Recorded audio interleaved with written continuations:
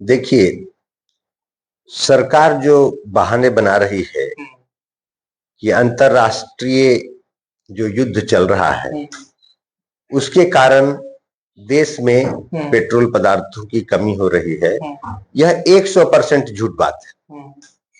अगर अभी यह युद्ध नहीं भी हो रहा होता तब भी स्थिति यही होती देश की। कारण इसका पहले तो आप कारण जान लीजिए कि क्यों यह हो रहा है। यह हो रहा है मोदी सरकार की गलत विदेश नीति और गलत आर्थिक आंतरिक नीति।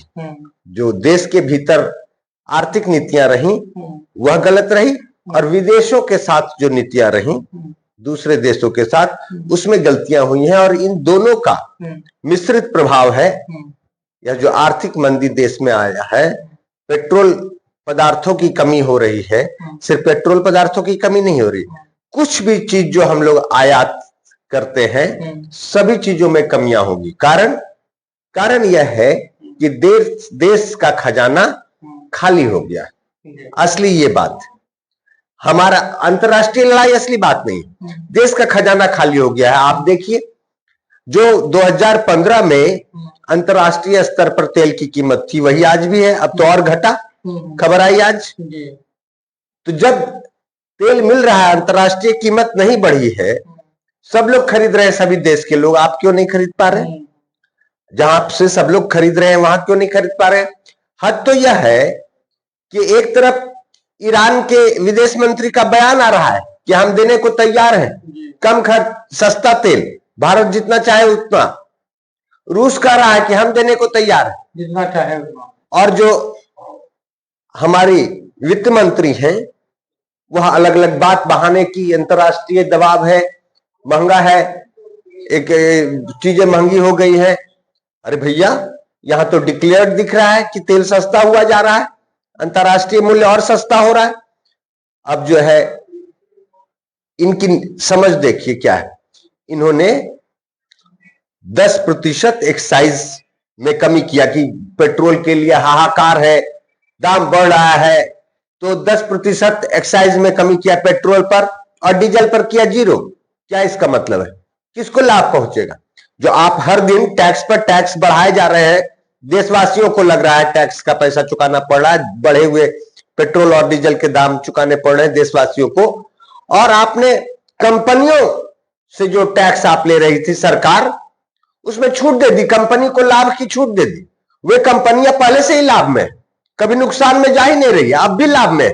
अगर सरकार जो 10% एक्साइज घटाया पेट्रोल पर और डीजल पर 0 कर दिया, अगर वह नहीं भी करती तो भी कंपनियां लाभ में ही थी।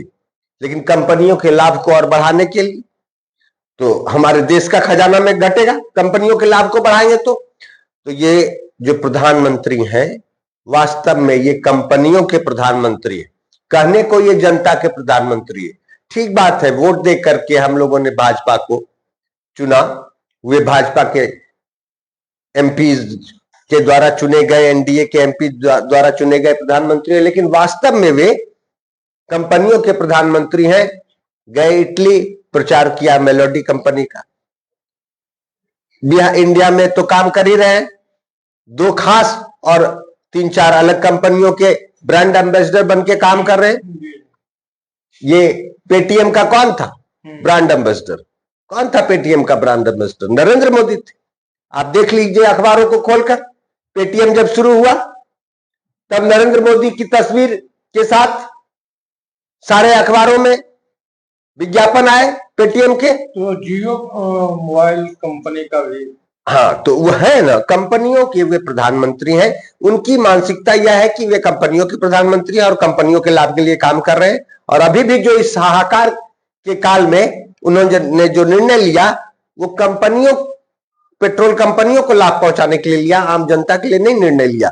तो आम जनता, जब युवा नाराज हो रहे हैं इन चीजों से, तो कभी युवाओं को पाकिस्तान से कनेक्टेड बता रहे, झूठ बात, झूठी खबर चलवा रहे, कभी उन्हें देश के लिए खतरा बता रहे। और देश के लिए सबसे बड़ा खतरा आप है मोदी जी, ये युवा नहीं है। ये युवा तो देश को बचाने अब निकले हैं, हार पार कर अंत में। और अब जल्दी वक्त आ रहा है, अगर स्थितियां जिस प्रकार की तेल की देखने को मिल रही, जिस प्रकार का यूपी से खबरें आ रही हैं कि पावर कट 10-10 घंटा का हो रहा है। अगर इस तरह देश भर में 4 घंटा, 5 घंटा, 6 घंटा का पावर कट शुरू हुआ